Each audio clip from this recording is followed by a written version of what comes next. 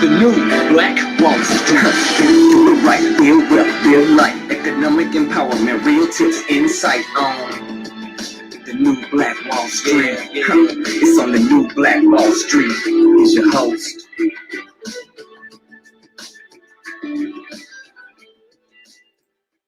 All right, my beautiful people, man. Thanks so much for joining us here today on the new Black Wall Street. We're bringing to you the Money and Power Show. I'm your host, ERGJ, your certified financial educator, CEO of ERGJ Enterprises, ERGJ Black Bazaar, and international best-selling author of the book, The Black Billionaires Club. That book that I wrote, guys, is a study of black wealth. It's a study of the 12 richest black people in the world today and how they built their wealth. And I just truly believe that if you want to be wealthy, that's a big if, by the way. But if you do, I recommend that you study wealthy people.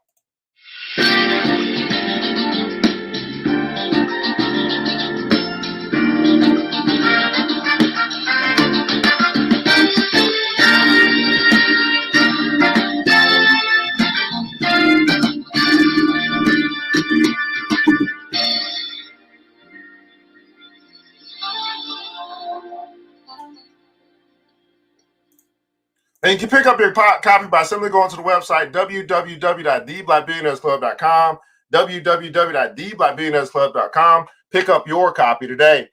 Man, we got a wonderful, absolutely phenomenal show for you guys here today. The title of today's show is going to be Stock Moms. That's right, Stock Moms here on this wonderful Women's Wednesday. Stock Moms. So I actually got a guest here who is an advocate for women getting into investing. And I'm super excited to talk to her, and she's a mom as well.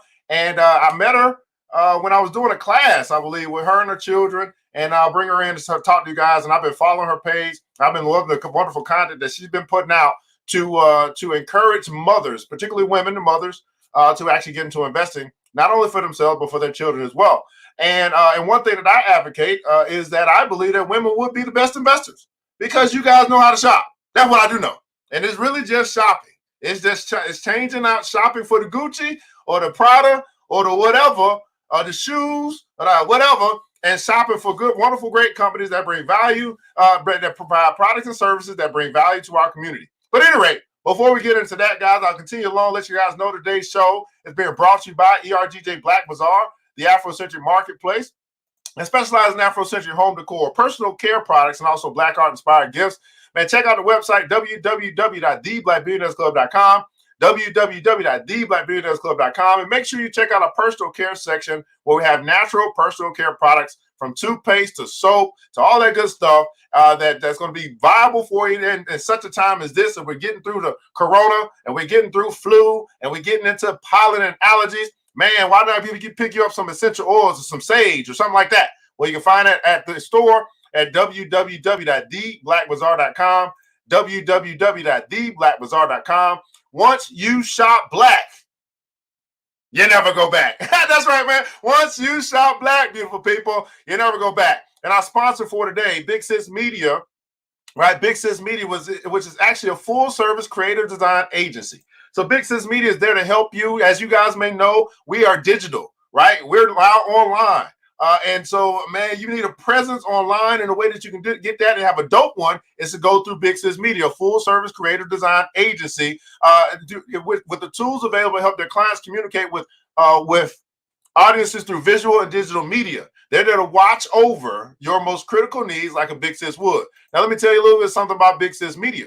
Everything that you see, my flyers, my website, all that stuff, Big Sis Media. So I absolutely use what I promote. And it's a black-owned company, black woman-owned company, as we're featuring today on Woman Wednesday. Everybody put in the comments on Woman Wednesday, right? So make sure that you check out Big Sis Media if you need some assistance in that particular area, okay? You need some assistance in that particular area. Hey, guys, want to know who's here with us? Let us know where you're connecting from, what city, what state, what country, quite possibly, as we're broadcasting across the World Wide Web on Facebook Live, YouTube Live, and also Instagram Live. And we'd like to know just how far this little broadcast from a little place called Decatur, Georgia, and Atlanta, Georgia, is actually reaching out here this morning. So let us know where you're connected from. We want you to rep your city.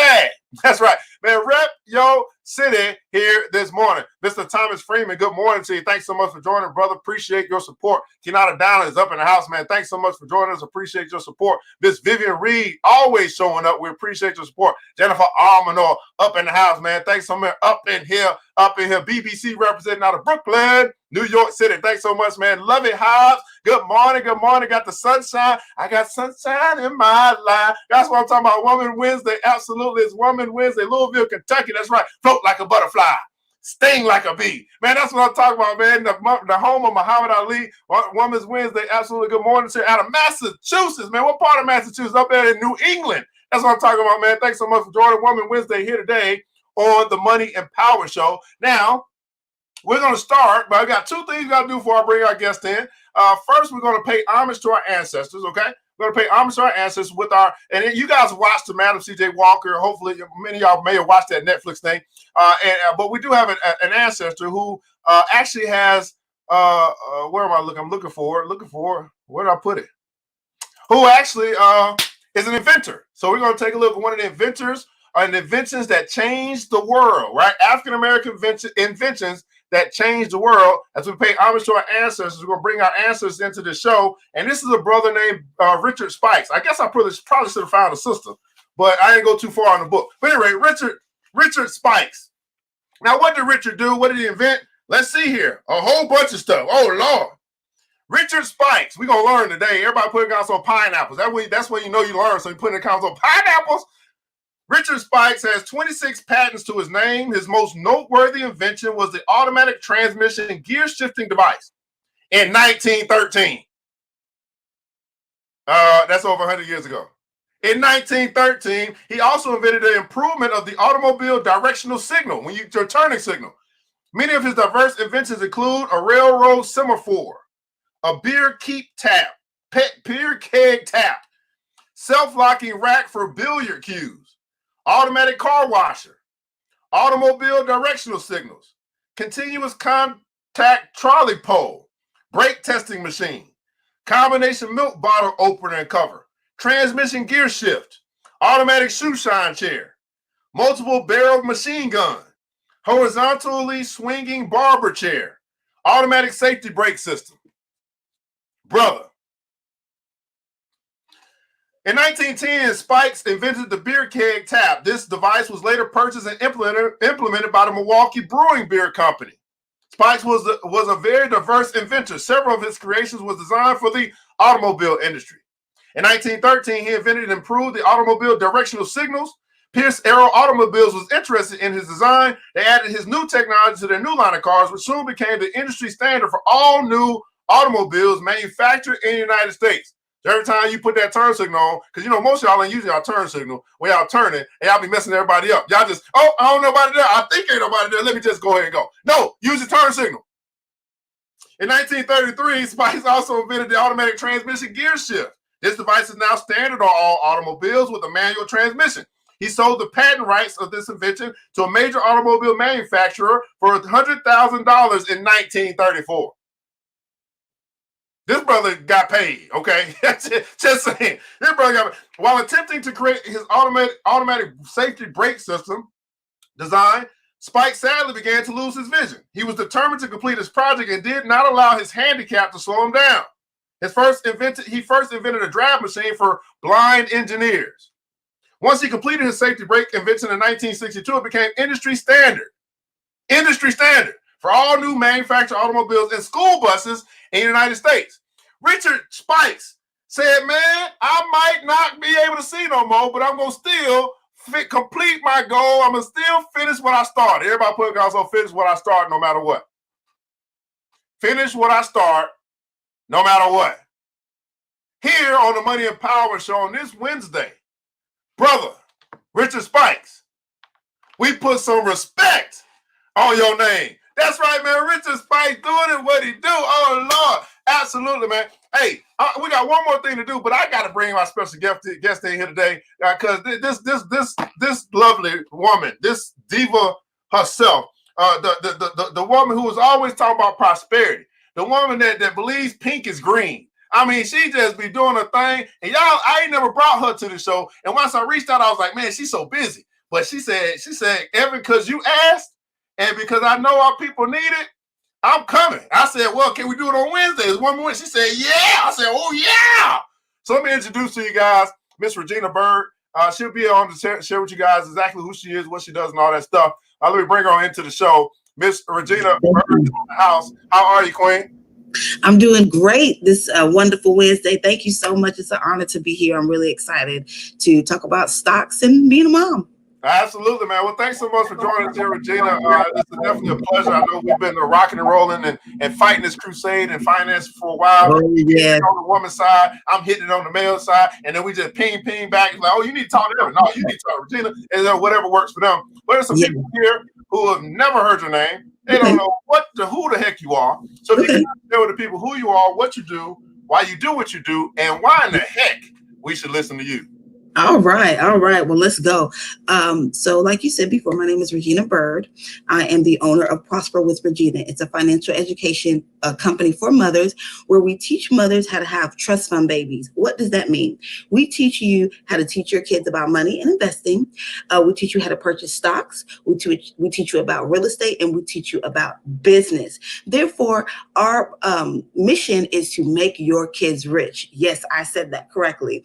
We are mothers who are positioning our children to have assets and create wealthy trust fund babies and to make them rich. It all started because when I was young, I didn't really have that financial education. So when I went out into the world, I was like, whoa, it's a lot going on. I don't have these tools. Why don't I have these tools? And so I said to myself, okay, I'm going to gain the tools and then teach every mother that I can how to position themselves to build wealth and teach their children how to do the same. And so I became on a mission. And so I was diving through, looking for information. Good morning, everyone. Looking for information. And I came across Mr. Evans' page. And he had a free seminar that said how to teach your kids about stocks. Now, at the time, I didn't know anything about stocks, not one thing. So I was like, I'm going to just go and just, see what's going on. And I actually brought my children too. And so I was so inspired by the seminar that I actually went home that day and purchased stocks for my children and have never stopped. With my children, we do a monthly analysis of their stock.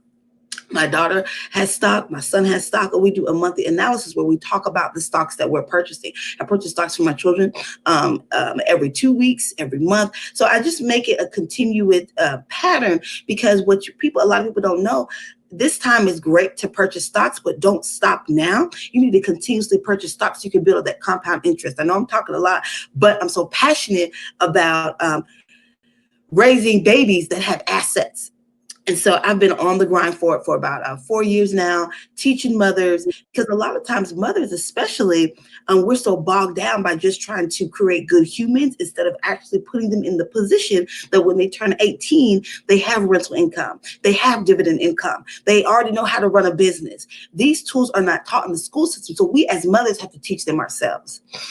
So that's it, basically, in a nutshell, how I got started and how I became the finance mom. Wow. Now, Regina, you never told me all this time. You never told me about I did not know. I did tell you. I did not know my class some 3-4 years ago was the information you started on your journey. Wow. Yeah, it was. I feel some tears about the I don't know what happened. I don't know if that was onions or what happened. You got to flick it. Just go to flick. What's he got? Wow. And that also tell me how long I've been doing this. Wow. Yeah. Okay. All right. Wow. It's a good thing. Yeah, it's a good thing. So one of the things, guys, and let me catch up on these comments, guys. Again, thanks so much for joining. Hit the like button, the share button if you care, like button, share button if you care. I'm my brother's keeper. I'm my sister's keeper. I believe I attract to myself that which I am. And so just like I would be on your broadcast trying to let the world know we doing this, hopefully you are doing the same, right? We're trying to make sure we infect our community with good financial habits. And that requires all of us. Together, everyone achieves more. That's team. Together, everyone achieves more. You might not be the person that's teaching, but you could be the person that's sharing, right? You might not be the person that's teaching, but you could be the person that's sharing. Good morning, good morning, good morning. Love that you're here. Oh, thank you so much, Mr. Yvette. So today on this Wednesday, guys, you know what time it is, guys. We got to bring this thing in, Regina, just to let them know. That's right, 52-week savings challenge. Today marks week 13, so y'all know what time it is. I ain't got my little special hat. I don't know where it is, but it don't matter. I got my whistle. That's right.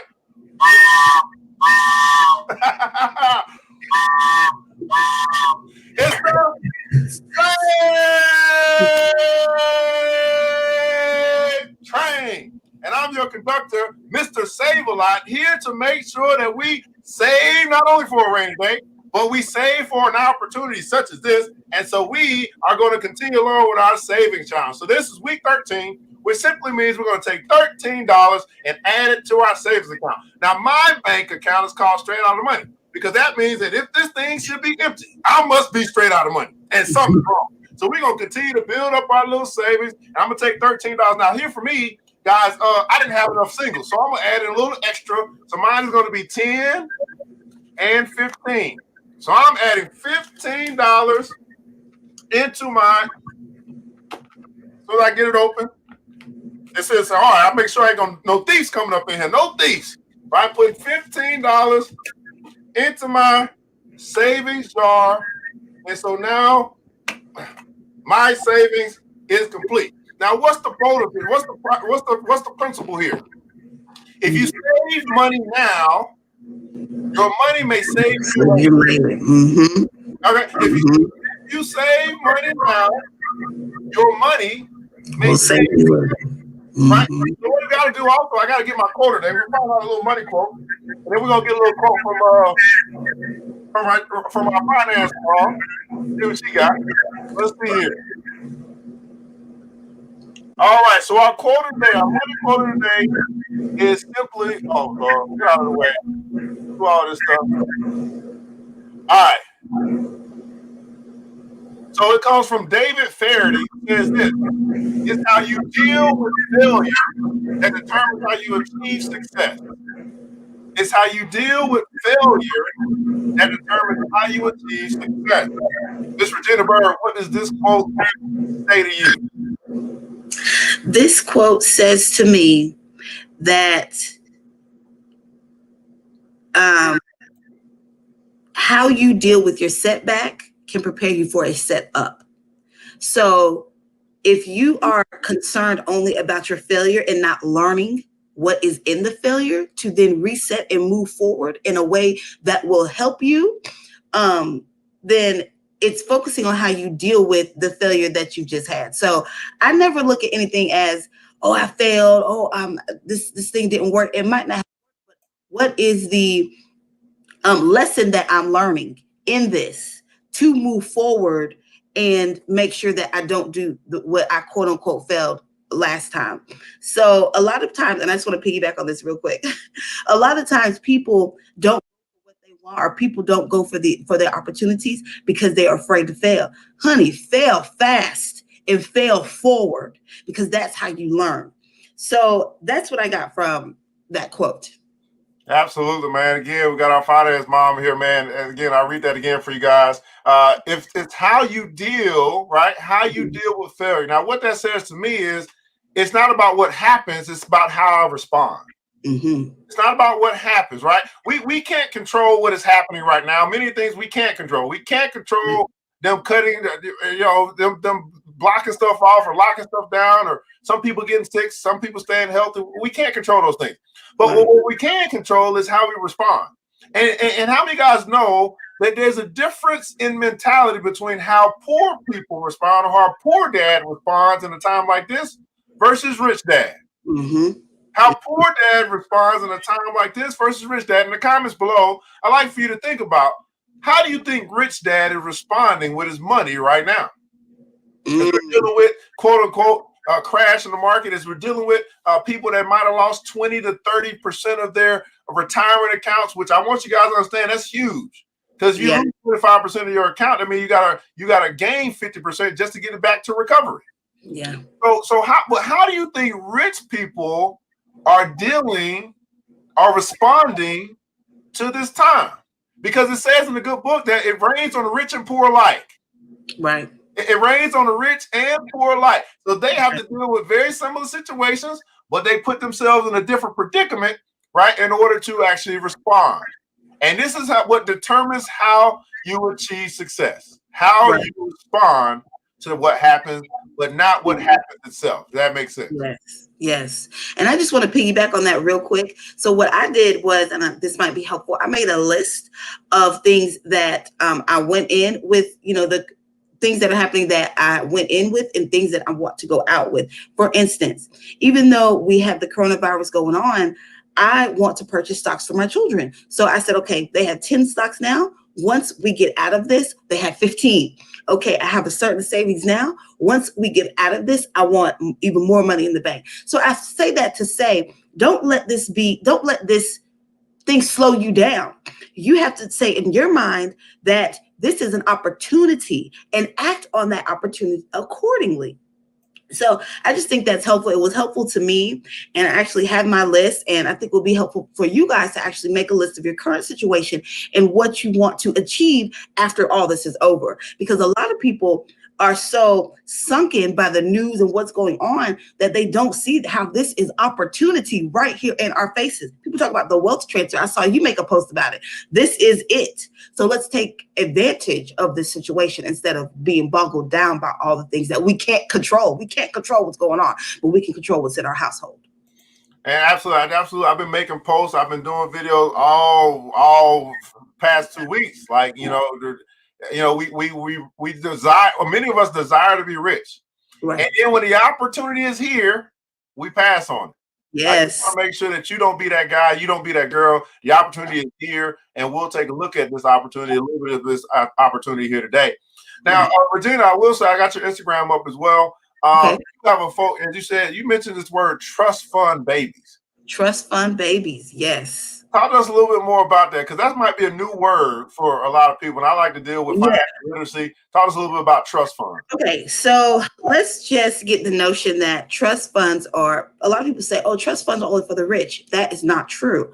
Trust funds are for anyone that wants to protect their assets. It's a form of protection for you and your children.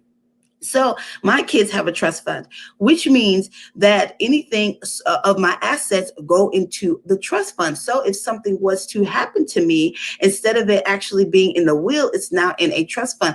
And the way that I see it is, it's easier. Instead of going to probate court, the information is in a trust fund. So I have a trustee that if something happens to me, they're going to allocate the funds to my children accordingly instead of having to go through probate court.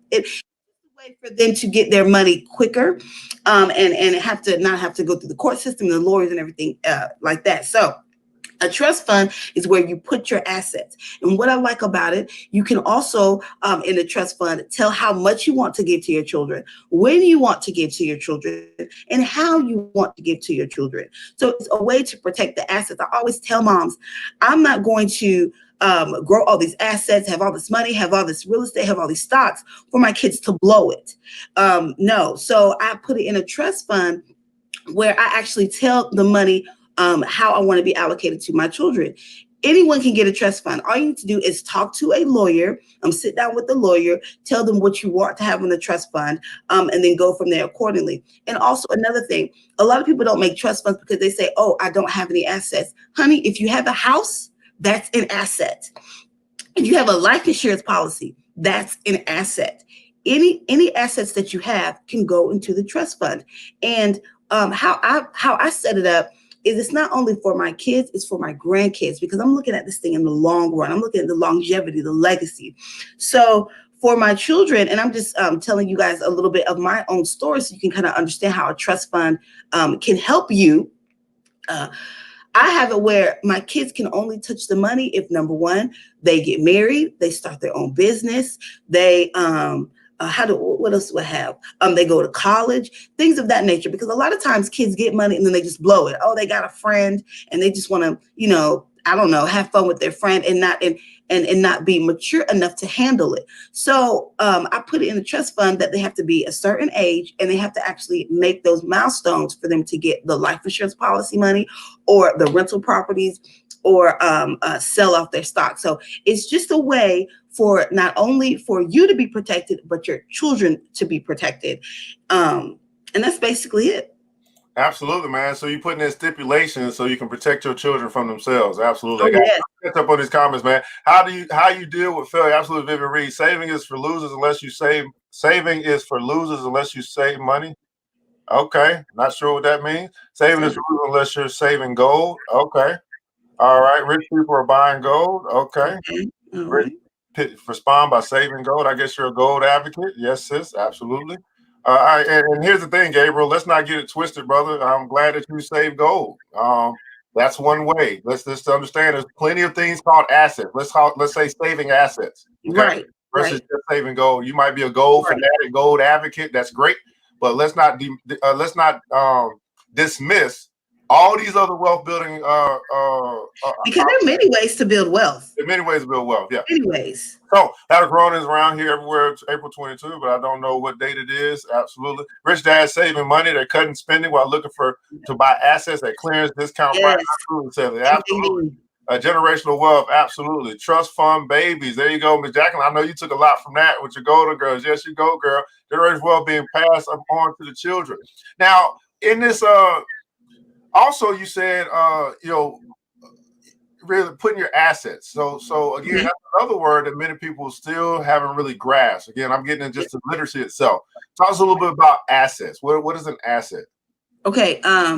Asset. Well, I focus on income generating assets. So assets for me are your stocks, your rental income, anything that is going to make your money make money.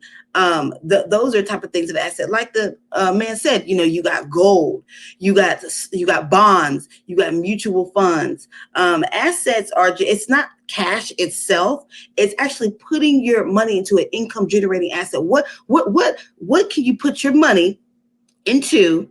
Over the years, your money grows because of compound interest, and then you can either use it as a monthly income or take your money out. Okay, that's considered an asset. So for instance, rental income, purchasing a home is an asset because you're putting money into your home or you're putting money into that rental income, and then you're getting money monthly, or you can sell it and actually make a gain off of it. It's the same thing as stocks.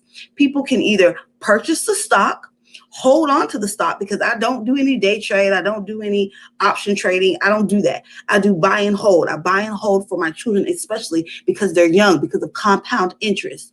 So they can either use that money for dividend income, because some stocks that you purchase have dividends that are given to the shareholder quarterly, or they can hold on to the stock and then sell it for a gain. Okay, that is considered assets. Assets are income generating asset. Anything that you buy now, hold on to it because of compound interest, and then you can sell it for a gain or use it as monthly income. I just want to tell you a story of a young man that I met. So he has a child. What he did was he purchased a home when the child was 1. Okay, he purchased that home. He used it as rental income. Once the child turned 18, he had an 18-year mortgage. The home was bought clear free, but he said for the child, he could either sell the home for the college tuition, or he could use it as rental income for her monthly tuition fees. So it's all about being strategic, but purchasing assets is key because it allows you to use your money wisely and put it in a vehicle that will bring you more money in the future. Absolutely, man. So you also mentioned another word, and the reason I'm coming here because I just consider you to be like my student. And Gabriel, I'll tell you, Gabriel, I'm probably going to ignore your comments moving forward, just because you're not really. I don't really think you're trying to be beneficial to our show. So feel free to leave if you need to. But anyway, you also mentioned here. You said, man, you mentioned dividend income. You mentioned quite a few words. And again, I just feel like, you tell me, Regina, was that a spark for you back 3-4 years ago? And then you just, I mean, where, because I mean, I knew you was in accounting, I believe. Yeah, I'm an accountant. Right. So I don't think that any of these words were new to you, but it just seems like your understanding, your knowledge in this area has just skyrocketed. Man, what have you done to be so knowledgeable in this particular area where many people are just, it just obviously hasn't been taught, so we find ourselves lacking in this area. Right. Okay. Well, the first thing was and I'm gonna go a little bit deeper. I was hungry for the information because I knew the information was out there. And when you're exposed to people like Evan, and when you're exposed to people that want to share this knowledge, you're like, okay, I'm hungry. I want to listen. So that was number one. I found someone that was doing what I wanted to do. So I became hungry. Number two, you actually So after you're hungry, you actually have to make the step to invest. And that always doesn't mean money, because Mr. Evan, he had a free course, but I got up with my kids and drove actually to the location and listened to the information.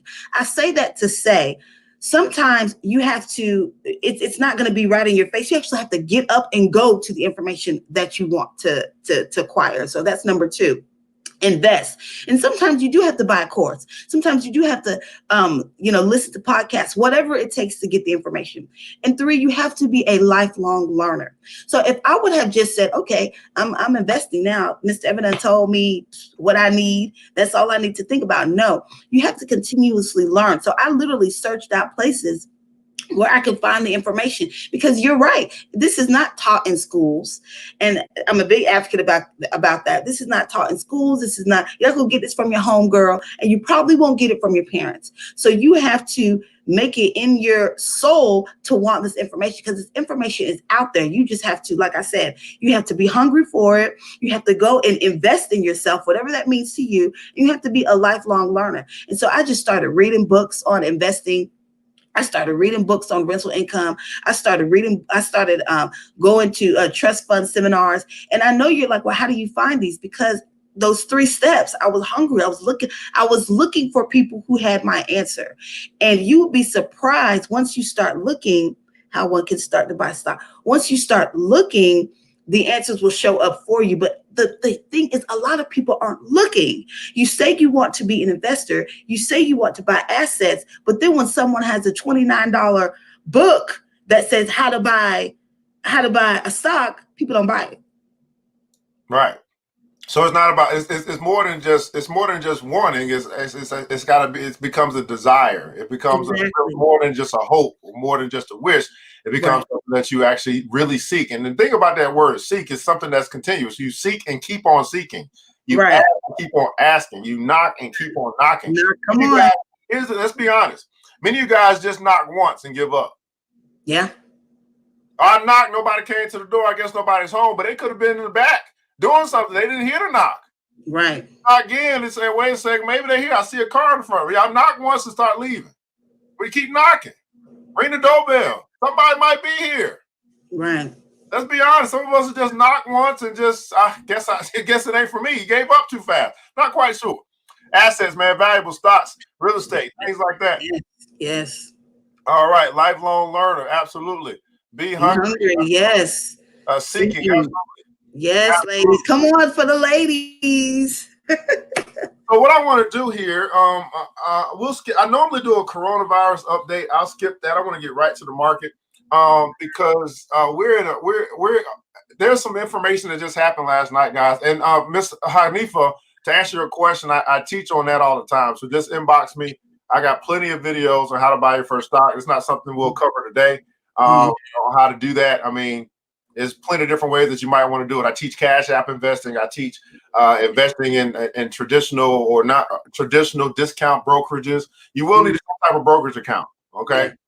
Which would be a financial institution that allows you access to the market some way. And that's a whole another conversation because we got all these different companies that are actually financial. Go ahead. That's what I'm saying. And for your kids, you have to have a custodial account. That's a whole nother subject too. But if you want to buy stock for your kids, you have to open a custodial account for them, which is basically a brokerage account, but for your kids until they turn 18. Just to let that be known. Absolutely. So what I'm gonna do here, let me pull up the screen here. Now, here's the interesting thing, guys, because we get into this thing called philosophy and really understanding markets. Now, when I say, let me make a statement for you, Regina. Tell me what you think about this. Okay. It was something that took place last night about 2 a.m., which would be the passing of the bill of about $1 trillion going to the market. And I put out this morning, I said, well, I knew that actually happened 24 to 40 hours before you guys knew because I invest in the stock market. And because I understand that something pushed the market up yesterday, and it had to be the agreement of that bill. What do you think about that statement? Understand, by watching money, you can pretty much know what's actually happening in the economy. Oh, yeah, because the stock market is based on the economy. The stock market is based on, different companies in the economy. So because you knew that the stock market was going up, I mean, it was like, what was 11%, and it was steadily going up. It was like, okay, something big is about to happen, because something big is about to happen. It already happened. Already happened. Already happened. Yes, you're right. You're right. So yeah. So that's the greatest thing about the stock market. You can literally see what is going on by just the movement of the market, and see actually what's going on in the world. So here's the deal, guys. I want you to understand this about the news. The news is late. Everybody putting comment, the news is late. Yeah. The news is late. The news that you're getting is at best 24 hours old. At best, it's 24 hours old. So just think about this. You're getting old information, and you're trying to make decisions based off old information for you and your household, which turns us into what? Reactionary people. We're reacting. We're in the back of the bus. Right? Versus saying, you know what? I need to start getting information as quickly as possible so I can make adjustments and decisions for me and my family as soon as possible, so I can, if I'm not driving the bus, at least I can be in the front of the bus. Just think about it like this. You're on a roller coaster, right? And if you're in the back of the roller coaster, you're getting the last part of that hill going down versus getting the first part of that hill going down, or the first part of the hill going up. So what I'm trying to do, I'm trying to get my people to move up in the bus, to switch seats, to decide I'm no longer want to ride in the back because I'm getting bad, long, overdue information, whether it's accurate or not. I'm getting it last. Then the second thing I want you to think about, who controls the information that you're getting? Who controls the information that you're getting? So to me, it makes no sense for me to trust and believe everything that's being spit out to me when I really understand who controls what's being spit out. Right. But when you study money, you understand that numbers don't lie. Everybody put a console, no, numbers don't lie. Numbers don't lie. Numbers don't lie. So you're either going to trust people who lie all the time based upon their self-interest, based upon what they want and all that stuff, or you're going to start to trust numbers, which are just numbers that don't lie. Now, Regina, here we go, man. Let's get into this thing real quick. Right. There's no particular stock, as you think about moms and kids, if you think about something that might be something for us to look at today. Of course, this is not a recommendation to anybody. It's just for entertainment purposes only, but I don't have a problem going through something, us reviewing it together, so you kind of get an idea of thought process when we look at particular opportunities. But anyway, our first headline, guys, out of CNN News that you can use, out of the red. And this is late information because we was out of the red yesterday. We'll see that we was up 11% yesterday, and we can expect it to go up again today. Yeah. So as I've been teaching you guys about, let's get in it, let's get in now. Hopefully you're in some position. You felt that 44% I got yesterday. You got some of it. You know what I'm saying? And if you think about that, 44% in one day, that makes up your entire loss if you had one of your retirement accounts. 44% in one day. Yeah. Nothing to sneeze at, okay? So let's take a look at a couple things, see if we can see anything. Chevron CEO is trying to avoid cutting the dividend. He doesn't want to do that because if he does that, he'll lose some stockholders. Yeah. You got some. You got. That's what I'm going for. I'm going for dividend income, especially for my children. Absolutely. So when I see that, I'm like, okay, I'm not investing in that. You have a Ford. Look at this. Ford is working with 3M and GE to make respirators and ventilators. So that's three companies that they're representing in this particular article. I hardly ever read the article. I'm looking at Ford, 3M, and GE today. Any one of those three would be something I might be interested in. More likely 3M, because they typically have the technology already. If you don't know what 3M is, they make all the little masks that you use when you go painting. They make all the tape, the Scotch tape and all that stuff. That's 3M. So I'm like, okay, 3M might be something for me to look at. Matter of fact, just yesterday, I actually invested in 3M. Once I first saw this article, I said, oh, okay, yeah. They're gonna be they're already making masks. So for them to make a ventilator mask or respirator mask, it seems to be a no-brainer. I don't know what he has to do with this other than maybe some wind type of thing. Let me write this down. Let me inside the information. And I absolutely don't know what Ford got to do with it either. I don't know what Ford is, why they working together. But the big one to me is 3M out of this here right here that they're showing. Huge discounts on spring wardrobes. Nothing right there.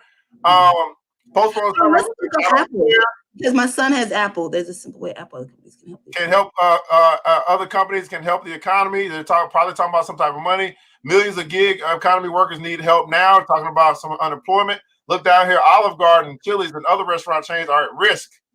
I don't like that. Retail restaurants, no bueno. GameStop closes all stores. Wow. GameStop closes all stores. That was that tell, but they're headed towards bankruptcy. Yeah. So all you option players out there should be very easy, right there, right?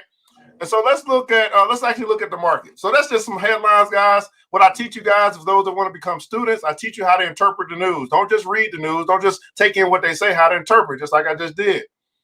It looks like we got some, they're not giving me an update here. What's going on? Oh, here we go. So the market yesterday, guys, had a huge recovery. And clearly the news of this 2 a.m. in the morning, bailout, right, was something that the big money already knew. Mm-hmm. Clearly. Right. Oh, look at Apple. Look at Apple. Yes. Look at Apple, 10% one day. Yes. So, Regina, how in the world, I want you guys to understand it. If we saw such huge increase in the market, I want you guys to understand that's not the me and you money. That's not small time money. That's not my little $20, my little $100. That's not my little $500. We're talking about millions of dollars must have been pumped back into the market, right? Off of investor optimism, even in a time such as this. So people who are not watching money, they're still fearing, the lockdown. They're still talking about all this mess that don't really matter at the end of the day for a capitalist society. While investors are over here getting rich. Yeah, we saw with our own eyes, 11% in one day. So 11% in one day. Nasdaq 8%. Those are technology stocks. S&P 500 10%. Apple itself 10%. Look at all this stuff. Google 7% up. Microsoft 9% up in one day. Now, some of you guys, if you think about your retirement accounts, you're literally trying to get about 7-8% in a year. You think about your savings accounts, you're getting maybe 1% in a year. 0.04. And so I want you guys just to see money and understand that this is one of the places, not the only place, that is where people get rich. They shop in the stock market instead of shopping at the retail store. At the store, yes. Now let's keep going. Because here's where look at this. EMGM Resorts. That's going to be connected to the cruise area. You're talking about hospitality, up 33%. Right? Freeport, McMahon, 29%. Discover Financial, 27%. Uno Group. We can keep on and on. Very few companies lost money yesterday. I was in a company called Regina. I don't know if they're showing it here. That was up 47%. Yes, I was like, wow. Financial companies, Baker Hughes. If you guys don't know what Baker Hughes is, that's a gun company, right? You know, people out there buying guns and stuff. That was up 20% yesterday. I might need to take a look at Baker Hughes. Oh Lord, I forgot about the ammo. Right? That's the some of the stuff that's going on. Now, Mr. Gabriel, you talked about gold. Gold is up to 1634 right now. It was down yesterday. Went down. And why was it down? Because when people start getting back into stocks, they start moving a little bit away from gold. Gold is valuable, it's a great store of value, but gold does not produce anything. That's what Warren Buffett said. Gold does not produce. You can buy gold, it just sits there. You buy a company, it produces something that people use, and that's why the company can grow in value to the marketplace, because it actually produces something. Nothing wrong with having gold. Carrot bars, whatever it is that you represent, great. But please understand what gold really represents. And unfortunately, in America, we're not going back to a gold standard. Right. We're going to digital next, is what they're talking about. Cryptocurrency. Which we can all have a debate about its value, but at the end of the day, value comes through faith. Let me say that again. Value comes through faith. Oh, yeah. The people, whatever the people believe to be valuable, that's what's valuable. It used to be corn. It used to be, it used to be rice. It used to, you know what I'm saying? This stuff is what used to be. Cotton used to be valuable. Slaves were valuable. Used to be sheep and, animals. Yeah. Livestock, produce, sugar. I mean, commodities. So commodities used to rule the world. Agriculture ruled the world. Then we got into gold and precious metals. So there's evolution in the faith of an economy on what they consider to be valuable or a currency. Right. Right. Okay? That's just what it is. Now, correct me if I'm wrong, Brother Gabriel, if you're still here. Because I know sometimes when I drop the mic, people start leaving. So, oh Lord, you know what he's talking about. I might need to get up out of here. Are you talking what's real and important? And, Now, and a lot of times people, it's not that they're wrong, it's that you shed new light on a subject and people don't know how to deal with that. But that's a whole different story. Now, Regina, I wanted to show you this because I don't know if you look at this again as my student, my 4-year student. I'm like, wow. Now look at this. This is a fear and greed index. This is what determines the emotion in the market. Now, the emotion of investors in the market, the emotion that's right. It's not all the people. It's the people with money that's doing something with money. So it basically is only 2 emotions: fear and greed. Now, my mentor, Warren Buffett, the 4th richest man in the world, says, "Be fearful when others are greedy, and be greedy when others are fearful." And I actually just came across this particular, section that shows, man, I can actually see the emotion of the market over a period of time. I.e., a year ago, very greedy, right? A month ago, kind of fearful. Last week, extremely fearful. And then yesterday, or 24 hours ago, very fearful as well. But look at it. It went up from 5 to 13. It went from 5 to 13. That signifies to me a turn in the market. A turn in the belief of people with money as it relates to the market. Does that make sense? Yes. So we're going to start looking at this way more often as the fear and greed, because once they start getting greedy, you start having all the other people, the users and eyes of the world say, oh, that's what they're doing over there. Okay, let me go invest. They wouldn't invest was all the way down here, extreme fear, when you really get bargain basement prices. They wait until it get all the way back over here to extreme fear. When prices get super expensive, they be like, oh, okay, that's what y'all doing now? Let me go ahead and join in now that y'all made all the money. Right. So you mentioned great tool. That's a great tool. I'm definitely start using that. Definitely. Now you mentioned Apple, so I imagine you want us to look at Apple because you keep talking about Apple. Okay. I do. Apple. Anything to add before we look at Apple? Catch up on these comments as well. Got anything to add before we look at Apple? You got anything to add before we look at Apple?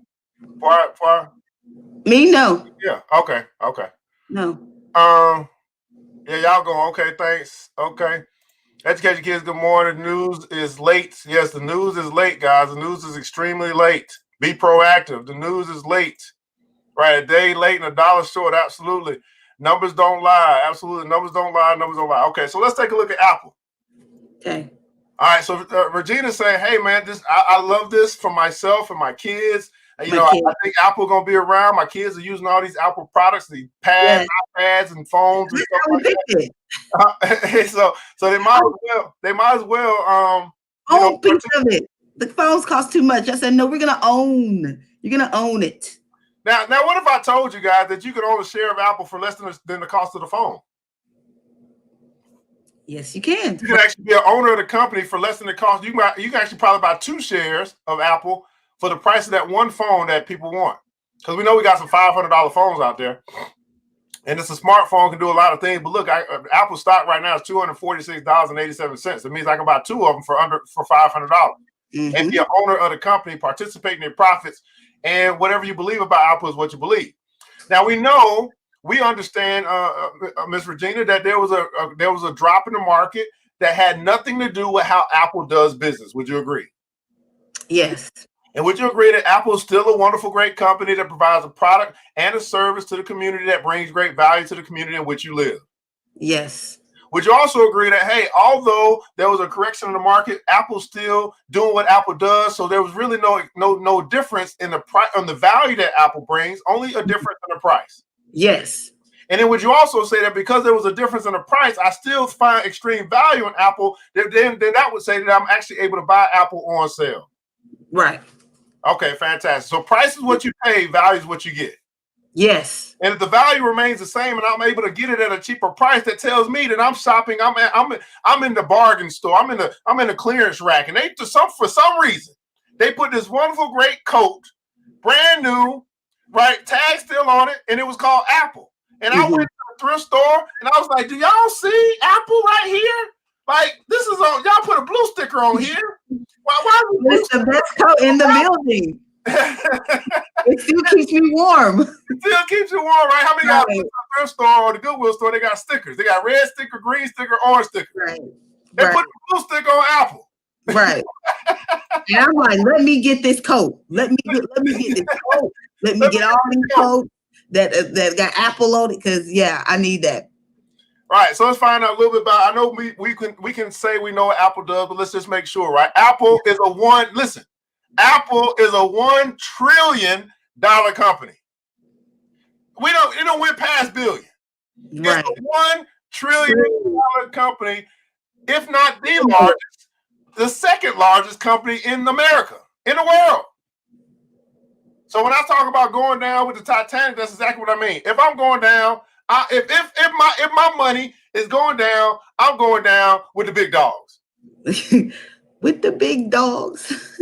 Electronic technology, everybody. I mean, I really want y'all to write that, because I want y'all to feel yourself being a trillionaire. $1 trillion. Matter of fact, don't even just write it. I want you to put all the zeros. I want you to put one and then all the zeros that you understand in order to get to a trillion. I want y'all to feel that this morning. Give me a $1 pen. trillion. And now here's the deal. Have we not helped Apple to be a $1 trillion company? Have we not said, hey, Apple, thanks so much for bringing the phones and bringing the connectivity, and I'm going to help you become a $1 trillion company over the years? Have we not purchased the Apple 8, the 10, the 9, every year that they have one out? Most people do that. So yes, we are part of Apple, of course, growing their business. And I just feel like for me, and how it was brought to my attention, if you use the product, own a piece of the company. So we all have Apple products, so we're going to own Apple. All right, fantastic. Before you own Analyze, I'll throw that in. Look, everything that you own is not necessarily a good company, so we do want to look at it. Apple engaged in the design and manufacture, sales, smartphones, personal computers, tablets, wearables, and accessories, and other variety of related services. Company was started by Steve Jobs, Ronald Wayne, and Stephen Wozniak, April 1st, 1976, and is in Cupertino, California. We see here that Apple is increasing in their employees each and every year for the past 5 years. Tells you that they're a growing company, still at a $1 trillion company, that they have more work to do and need more workers to do it. Okay? That's what we're seeing here. We'll take a look here, man. Go a little bit further. We have your financials for Apple. This is where your mind gonna really be blown. You'll be like, I've been participating in that. Yeah, you have. Apple last year, 2018, $285 billion worth of sales. You and I helped Apple to sell $285 billion worth of stuff. And that represents an increase in their sales over the past 3 years. 2019 information, their gross income. We helped Apple to gross after they paid for after they paid to do business, and we helped them sell. They brought in their gross. This would be like you having gross pay. You know what you're supposed to get paid per hour, but you don't see it on your check because they take out all of your Social Security and Medicaid, all that stuff. Well, before all that stuff, you had a particular number. Well, Apple's number was $102 billion. $102 billion. Now down here we keep going. They got all their taxes, all their Social Security, blah, blah, blah, whatever. Now we get down to net income. Net income. After years, they've increased in their net income. We're talking about $59.5 billion take home pay. Take home. Right. $59.5 billion. Now, I don't know about you, anybody that's here that's got a business that you run. I don't care if you're a network marketer or whatever you do, carry bars, whatever. How would you feel if you was bringing home $59.5 billion in your business? I'd be feeling pretty good that day. That's a good year, That's a good year. Here's their balance sheet. Now we start getting this what Regina was talking about. Now, not only can you as a family, not only can you as a trust fund have assets. Well, guess what? Companies have assets too. You put assets to the company name. Assets to Apple in 2018. Assets $365.7 billion worth of stuff that they own as a company across the world. And we help them to get that stuff. Say, Apple, here's my little $300 I want to go towards you acquiring more stuff that you can put into your portfolio. But I'm going to keep the phone. I love this phone. Liabilities, right? Out of 380.65, they owe 258. This will be their loans. This will be the buildings they still have to pay off. Things like that. So Apple's liability is what they owe, right, to their finance companies and things like that, 258 billion, which leaves a shareholder, a common shareholder, an opportunity to participate in $107.1 billion of equity. Keeping your head above water, making a way when you can, right? So if we talk about above water, right? Now, underwater, because many of us may have went through that time in 2008 where we had, we had to let the house go, or if we couldn't sell it for what it was worth. Right? We had too much loan, not enough house. Well, Apple's above water. Right. 107.1, that would be in the black. Everybody putting console in the black. Black is actually equals wealth. Let me make y'all put that. Black equals wealth. Woohoo. Black equals wealth. In financial terms, red equals debt, but black equals wealth. This is what I teach the kids. Black equals wealth. So when you start saying I'm black, you also say I'm wealthy. I'm black. Your company black, Apple. You wealthy, I'm wealthy. Right.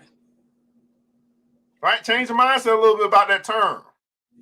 Be proud to be black, because black is wealth. That was a great, I just want to stop right here and just say that was a great quick analysis of how you went through that, because a lot of times people are like, well, how should I buy and what should I look at? This right here is what you should be doing. You should be looking at their financial statements. You should be looking at the CEOs, the owners. So I like how you went through that. That was great. And I know that's helpful for a lot of people. Let's keep going. All right. So I want you to think about it. Say, hey, is a $1 trillion company also something that my kids are using all their products? Is this something I want want in my children's portfolio? I'm not talking about yours. Yeah. Is it something that you think will still be around when your kids have kids? And do you think it'll still be around? A $1 trillion company will still be around when your kids have kids? I mean, it's gonna be hard to bring down a $1 trillion company. You understand what I'm saying? Yeah. It's gonna take some strong stuff to happen to bring down a $1 trillion company. Right. And like I was saying before, I also like, and to this day, they have dividends that are given to my son, and we reinvest those dividends back into this, his portfolio. So it's not just them being $1 trillion company. Of course, it's strong, but the fact that they have dividends, which as we continue to buy the stock, will continue to be more of a shareholder, is important when you want to buy stocks for your kids. So I look at that too. Yeah, we got to look at that next. You're leading me right on in. Now, before we get to the dividend, let's look at what the analysts are saying. These are supposed to be quote unquote experts. They're not better than me though. I can tell you that. So they got 38 analysts who offered a price projection for Apple over the next 12 months. And that's good. 38 analysts mean there's a lot of eyes on Apple. Are yours, right? When I start seeing more than 20 analysts, it tells me that there's a lot of people that are looking at this particular company. They say, hey, regardless of the corona, which was unforeseeable, when they put their forecast out, I said, man, a year from now, Apple, at their lowest, based upon our projections, 225, right? Medium, based upon our projections, 325, which would represent a 31% increase from where it stands right now. And, at the high, we're saying, man, this thing could get all the way up to about $380, which would represent a 53.5% increase from where we are right now. Now, what do you think about $1 trillion company, right? That's been making money every year for the past 3 years, talking about $300-some-odd billion, a $1 trillion company. We ain't got to the dividend yet, and we're coming out of, we're showing we're coming out of this mini recession. What do you think Apple will be a year from now? Right. And regardless of whether you're right or wrong, ask yourself, man, do you think it's worth the investment? It's worth is the value worth the price? 246. Maybe you can afford all of it, maybe you can't. But there's this thing called fractional shares. You don't have to buy a 246 at a time. You know what I do? $20 a day. That's it. $20 That's how I got started. That's how I got started. $20 a day with fractional shares. And then I build myself up. That takes me 10 days to 12 days to get to $240. Something like that. So anyway, let's keep going. So as you mentioned, Apple said, man, they're not only that, but they also have, investors. So we come over to Apple. Y'all see all the wonderful things going on Apple, and we find this thing down here. You see it's all the way down here in the corner. Can't even find it. Like y'all be looking at it, y'all be like, ooh, look what they got going on. Ooh, right? But we come down here to investors. This what people with the money be at. Y'all be looking at all the stuff. We be looking at, okay, what we need to got going on here. Yeah. So they gonna give you their financial data, their stock price, all that stuff as well. They probably gonna have a history of dividends right here, dividend history. And we'll see here, look at this, they're paying 77 cents per quarter, right? So 77 cents per quarter, we multiply that times 4, that gets us to $3.08 per quarter. We divide that by their stock price, 246. And so they're paying a 1.25% dividend, which would be the cake, and which would be the cake on top of their possible appreciation over whatever time frame that you actually own Apple. So every 3 months, they're going to pay their dividends. They're going to pay their shareholders dividends, saying thank you so much for investing in us and believing us. We're going to share with you out of our profits. We're going to pay you back. I like to call this cash back. Everybody putting out cash back. We're going to get cash back. Mm-hmm. For being an investor. And another way to say this is going to be passive income. Passive income. Right? So that's just a quick look at Apple, guys. You got to determine for yourself if that's something that's for you, that's for your children. That's we're talking about stock moms, right? Stock moms, women in investing, and she is adamant about, man. Not only am I going to make good people, I'm going to make sure that my good people that I'm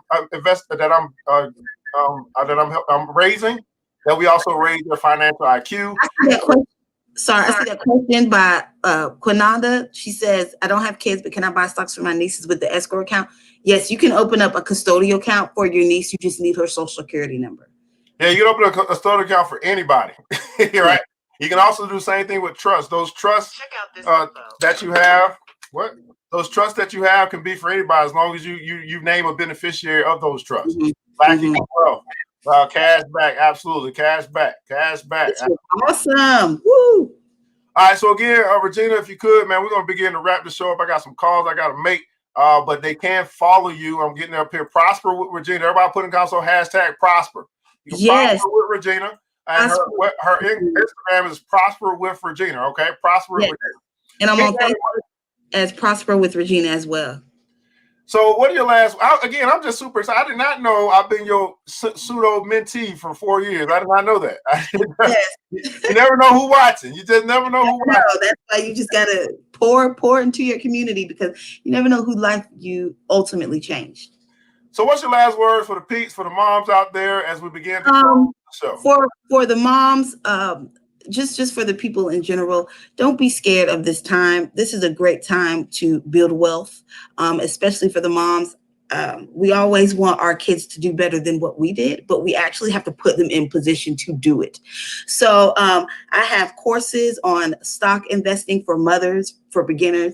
I have courses on teaching your children all about money. I have a weekly money school called the Money School. And basically, I just get me and my kids and we talk about money. We talk about everything from good debt, bad debt. We talk about generational wealth. I even have them learn how to do a sales pitch. Like, they're going to be ready. So get into it. Get into this financial information, because it can literally change not just your life, but your children's life. It says a good man leaves an inheritance for his children's children. And we're good women. So we got to do. So thank you, guys. This has been a pleasure. And God bless. Absolutely, man. Thanks so much again, Regina. Follow Regina, Prosper with Regina. That's right, man. We calling those things out. We're going to prosper, right? We're going to prosper. Yeah. It just follows you. That's right. Prosper. That's what it's all about. Yeah, that's all it's all about. We are in a historic time. Yes. A time that doesn't come across but once a decade. And I can talk to you all about, why this time is here and how it came about. But at the end of the day, and this is what I tell people, what are you going to do next? What's going to be your chess move? You can get caught up in all of the talk and all of the debates and all of the discussions and all of the fear, or you can operate in faith and say, man, where's my check? And go get it. Yes. What you guys to understand is that the wealth of the wicked is laid up for the just, but here's the problem. The just won't go get it. Let me say that again for the people in the back. The wealth of the wicked is laid up for the just, but the just won't go get it. And so you got to make a decision for yourself to learn what you don't know about money, right? You got to make a decision for yourself that you're going to participate in this thing called capitalism, because when in Rome, you do as the Romans do. Or you can fight all the other battles and find yourself in a position where you broke, busted, and disgusted, but you had a good conversation. Make a decision for yourself, okay? Make a decision for yourself. This is the Money and Power Show, brought to you by the New Black Wall Street. And I'm your host, ERGJ, your certified financial educator. And I want you guys to remember this, that it takes a village. It starts with us. Let's build as we climb together. We all we got, beautiful people. Matter of fact, we all we need. And thank God that's more than enough. Until next episode, you know what time it is. Mr. DJ, hit the music. The New Black Wall Street. Thanks you for joining the show. We gave a lot of great tips, but it's time to go. Take the knowledge we shared, hope you use it and grow. We will see you all there in the next episode of The New Black Wall Street.